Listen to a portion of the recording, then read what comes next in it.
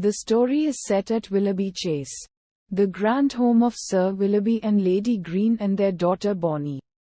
Due to Lady Green's ill health, Bonnie's parents are taking a holiday in warmer climates touring the Mediterranean by ship, leaving her in the care of a newly arrived distant fourth cousin, Letitia Slighcarp.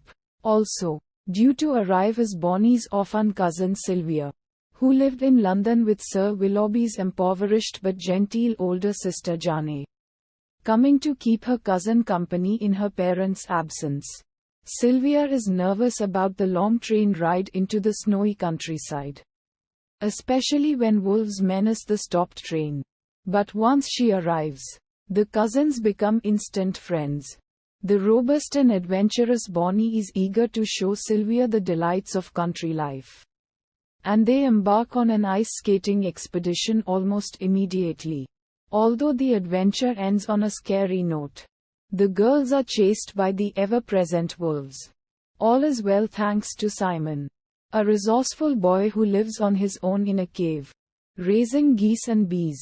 The girls soon learn that the blissful existence they anticipate together is not to last with the help of Mr. Grimshaw, a mysterious man from the train. Miss Slighcarp takes over the household, dismissing all but the most untrustworthy household servants, threatening to arrest those who defy her, wearing Lady Green's gowns and tampering with Sir Willoughby's legal papers.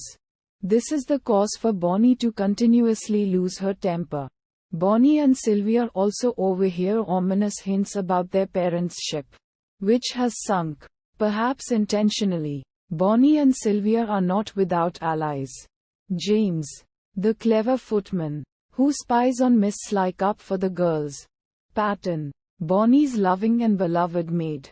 And the woodcrafty Simon. With their friends, the girls plan to alert the kindly and sensible local doctor to the crimes of Miss Slighcarp and Mr.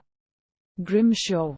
But Miss Slighcarp foils the scheme and sends them to a nearby industrial town, to a dismal and horrid orphanage run by the even more horrid Mrs. Brisket and her pretentious, spoiled, unscrupulous and abusive daughter, Dinah. Sylvia quickly weakens and grows ill due to the backbreaking work, frigid rooms, inadequate clothing, and scant meals. The stronger Bonnie realizes they must escape soon. She encounters the faithful Simon in town to sell his geese and they plot an escape, thanks to some ragged clothes provided in secret by Patton and a key that Simon copies. Even though it is the dead of winter, the girls are warmer and better fed in Simon's goose cart than in the dreadful orphanage workhouse. After Sylvia recovers, the trio embarks on a 2-month journey to Aunt Jane in London. On their arrival, they discover that Aunt Jane is near death from poverty-induced starvation. But with the help of a kind and idiosyncratic doctor downstairs, they nurse her back to health. They also catch Mr. Grimshaw sneaking into the lodging house that night. Confronted by the police and the family's lawyer, Mr. Grimshaw confesses the entire plot, and the girls return to Willoughby Chase, escorted by Lawyer Gripe and Bow Street constables. At the mansion, they trick Miss Slighcarp and Mrs. Brisket into revealing their villainy while Mr. Grimshaw and the constables are secretly listening in, and Mrs. Brisket and Miss Slighcarp are arrested. At this moment, Bonnie's parents return, having survived the sinking ship. Months in the sunny climate of the Canary Islands have restored Lady Green to health, and Sir Willoughby immediately begins setting Miss Slighcarp's depredations to rights. Bonnie's parents adopt Sylvia and agree to set up a school for Mrs. Brisket's charges and the now humbled Dinah, with a post for Aunt Jane, who had been too proud to accept charity.